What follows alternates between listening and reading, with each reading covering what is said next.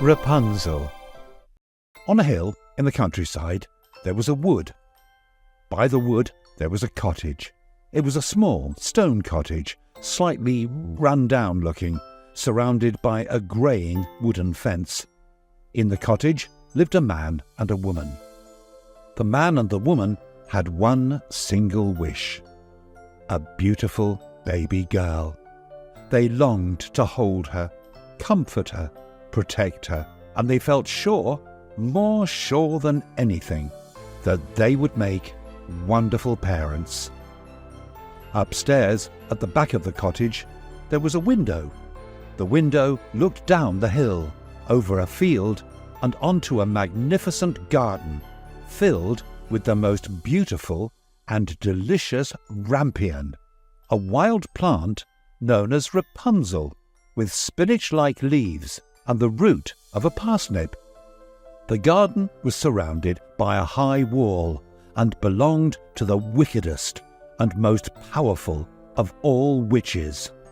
Not a single soul had ever set foot in the garden for fear of the deathly consequences. One day, the woman caught sight of the rampion from the top window of the cottage. The plump green leaves and purple flowers seemed to mesmerize her, as if she was enchanted by a magic spell. Suddenly, the woman became weak. Her complexion paled. "I must have the rampion," she said to her husband. "I must have it right away, or I'll surely die." The man, who knew very well of the dangers awaiting in the garden, said to his wife, "Fear not, my only love. I'll wait until dusk, go down to the garden, climb the wall, and return with your rampion as fast as my legs will carry me." True to his word, the man set off at twilight, snuck over the garden wall, hastily grabbed a handful of rampion, and returned to the cottage. The man handed the rampion to his wife. "Oh, it tastes so good," cried the woman, stuffing the rampion into her mouth in great clumps. "Oh, I must have more, or I'll surely die. Please return to the garden, dear husband, and bring me back 3 times as much tomorrow." The man dearly loved his wife and returned to the garden the following evening. This time, after clambering down the wall into the garden, the man came face to face with the wicked witch.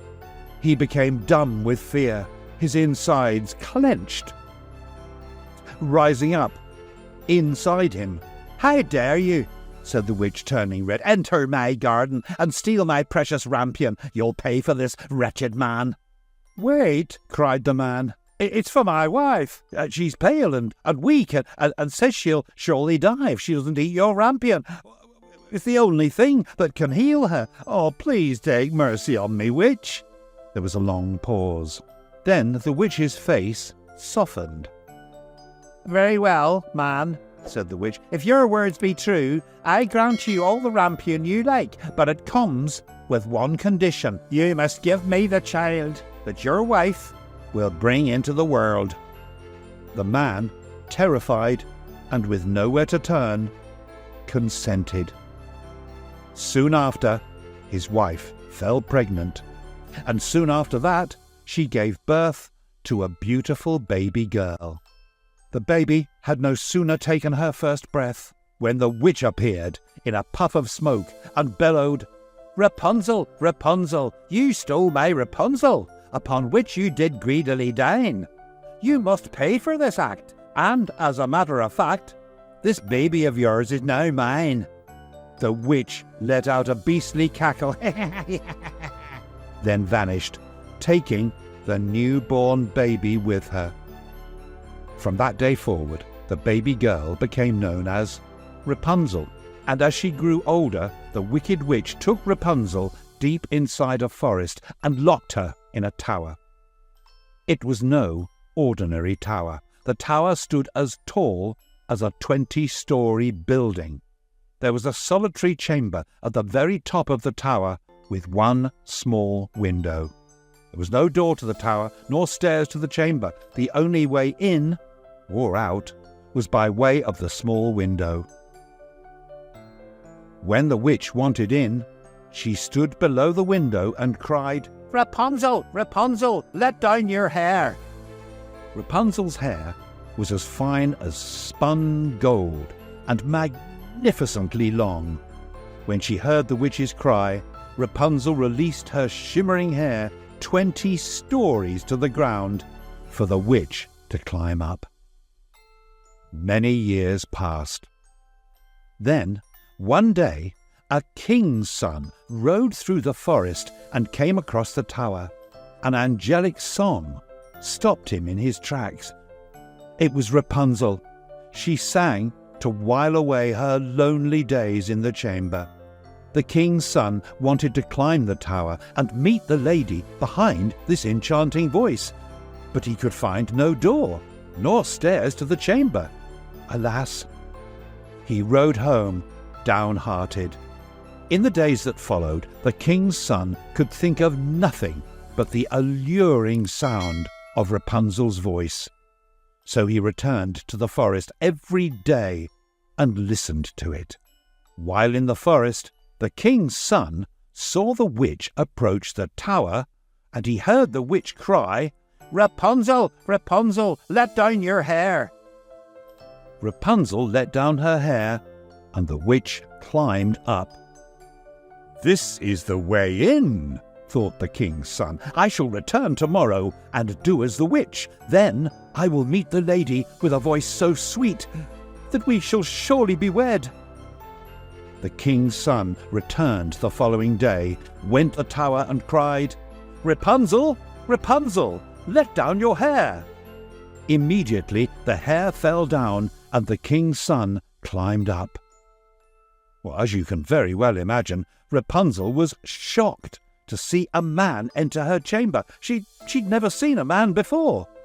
But the king's son made her feel quite at ease when he spoke of the enchanting voice that had drawn him to her in the forest. "Will you take me for your husband?" he asked. "I will gladly go with you," said Rapunzel, "but I cannot get down. Bring with you a light pile of silk every time you visit. I will use it to weave a ladder, and when the ladder's ready, I'll climb down and we can ride away on your horse." The king's son agreed to come every evening. This way he could avoid the witch who visited by day. The witch had no knowledge of the king's son until one day Rapunzel carelessly let her secret slip. "Tell me, witch," said Rapunzel, "how is it that the king's son can climb up to me in a moment, but it takes you much longer?" "What did you say?" cried the witch. "You are mine and only mine. Oh, how you've deceived me, Rapunzel. You shall suffer greatly for it." The witch seized Rapunzel's hair in a flash, took out a pair of scissors, then snip, snip, snip, snip. Rapunzel's golden hair fell to the floor of the chamber with an almighty thud. Rapunzel let out a great yelp and then began to cry. "To the desert you will go," screamed the witch, "to live the rest of your days in horrible pain and suffering for your wretched behaviour." Then, with a single click of the witch's long, spindly fingers, Rapunzel vanished from the chamber. That evening, the king's son rode up to the tower and cried, "Rapunzel, Rapunzel, let down your hair." Immediately, the hair fell down, but this time the witch had hold of the golden mane. The king's son climbed up, expecting Rapunzel as before, but this time was met with the poisonous stare of the witch. "Your darling Rapunzel," sneered the witch, "is lost to you. You will never see her again." The king's son, reeling from the news of Rapunzel's departure, stepped back and fell from the window. He narrowly escaped with his life, but the thorns upon which he fell pierced his eyes. Now blind, the king's son wandered the forest in darkness, eating nothing but berries, thinking of nothing but his sweet Rapunzel. With utter shock. In all my days, I've never seen a boy look like a jelly bean. Dear boy, she said, I have a cure, but you must promise me that you're prepared to change your habits now. You'll eat your veggies, you must vow. He said, I will be good as gold until I turn 18 years old. Right, that's good enough, she said. The boy, now face down on the bed. Okay, hold still then while I pump this medicine into your rump. The antidote then filled his veins, and through the awful groans and pains, he shouted out, No, I'll never eat another blooming nasty sweet. He tried to turn it, crunched a carrot. My, He said, these veg have merit. Grapes and plums are plenty sweet, and beets, he thought. cannot be beat. And sure enough, from that point on, his sweetie-eating days were gone. The end.